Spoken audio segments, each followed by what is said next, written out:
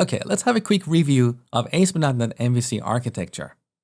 So when a request arrives at our application, MVC framework hands off that request to an action in a controller.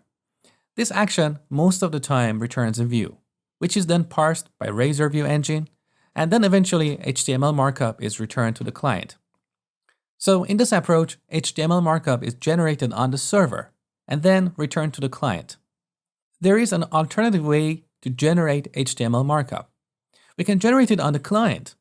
So instead of our actions returning markup, they can return raw data. Now you might ask, what is the benefit of this approach? Well, there are a number of benefits. One is that returning raw data to the client requires less of server resources. By delegating the task of generating HTML markup to the client, we can free up server resources and potentially improve the scalability of our application, because each client will be responsible for generating their own views. The second benefit is that raw data often requires less bandwidth than HTML markup, so the data potentially arrives faster at the client, and this can improve the perceived performance of the application.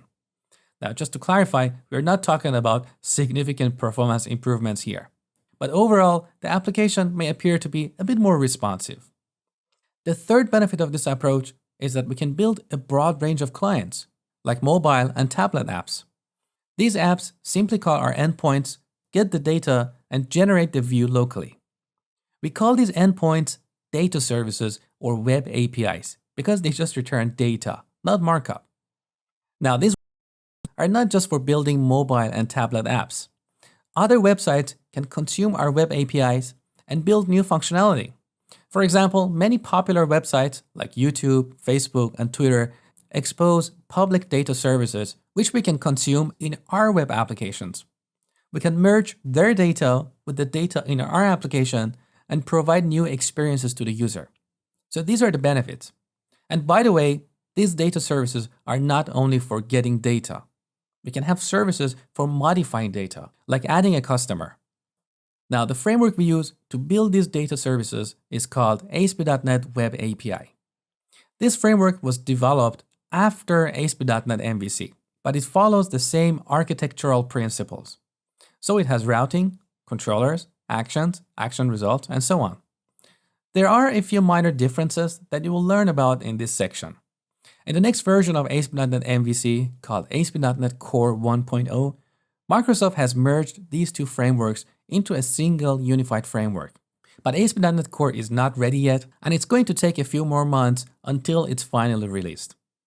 So with ASP.NET Web API, we can build web APIs or data services that can be consumed by a broad range of clients.